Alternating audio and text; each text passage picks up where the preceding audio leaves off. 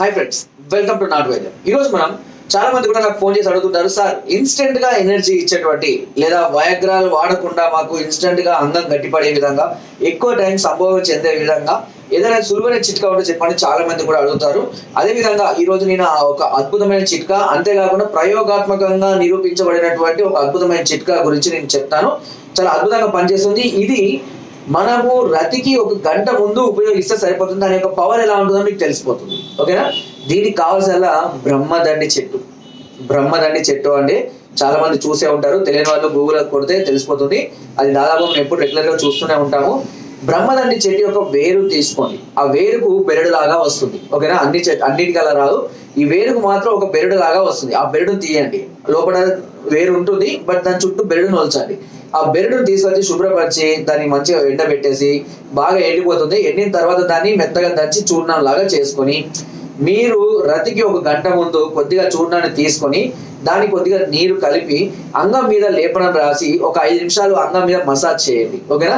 Red పార్ట్కి తగలకుండా, తగిలిన ఏం కాదు, తగలకుండా 5 నిమిషాలు మసాజ్ చేసి ఆరిన తర్వాత, అంటే ఒక అర్ధగంట తర్వాత ఆరిపోతుంది. ఆరిన తర్వాత శుభ్రపరచుకున్న తర్వాత మీరు రతిలో పార్టిసిపేట్ చేస్తే మీకు కావలసిన దానికన్నా ఎక్కువ ఎరెక్షన్స్ తో పాటు ఎక్కువ టైమింగ్ ని కూడా ఇస్తుంది. బ్రహ్మదండి వేరు గురించి ఇంత ముందు నేను ఎన్నో రకాలైనటువంటి పురాతన పుస్తకాల్లో, గ్రంథాల్లో కూడా దీని యొక్క ప్రభావం గురించి చదవడం జరిగింది. చాలా అద్భుతమైనటువంటి వేరు. దీని అద్భుతమైన అంటే చాలా మంది కూడా ఇంట్లో కూడా మంచి మేలు జరగడానికి, పాజిటివ్ ఎనర్జీ రావడానికి కూడా ఈ బ్రహ్మదండి వేరును కూడా కట్టుకుంటారు. కొంతమంది దిష్టి తగలకుండా, పిల్లలకు కూడా ఏదైనా కీడులు అలా ఉంటాయి కదా, కొన్ని బాలగ్రహాలు అనేది, ఇలాంటి తగలకుండా ఈ బ్రహ్మదండి వేరును కూడా కడుతూ ఉంటారని కూడా దీని గురించి నేను తెలుసుకున్నాను. అంతేకాకుండా వనదేవతలలో వాళ్ళు కూడా ఎక్కువగా ఈ వేర్లను ఉపయోగిస్తూ ఉంటారు. అంటే కోయ వాళ్ళు వీళ్ళు ఉంటారు కదా, వాళ్ళు కూడా ఈ వేరుని ఎక్కువగా ఉపయోగిస్తూ ఉంటారు ఇలాంటి సమస్యలు ఉన్న వాళ్ళకి. కాబట్టి ఈ వేరును యొక్క బెరడును తెచ్చుకొని చెప్పినట్టు చూడ చేసుకొని అంగం మీద లేపనం రాసుకోండి. ప్రతిరోజు రాసుకోండి.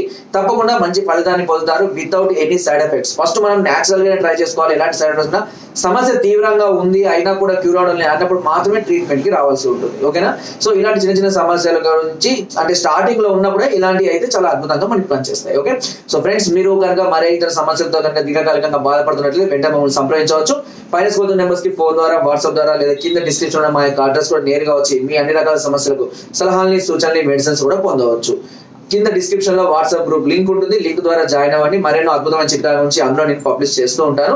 ఏ సమస్యలు ఉన్నా, లేదంటే మీకు ఇంకేదైనా సందేహాలు ఉన్నా, మీకు ఏదైనా తెలియజేయాలనుకున్నా నాకు కామెంట్ ద్వారా తెలియజేయండి. తప్పకుండా దానికి నేను రెస్పాండ్ అవుతూ ఉంటాను. Thank you.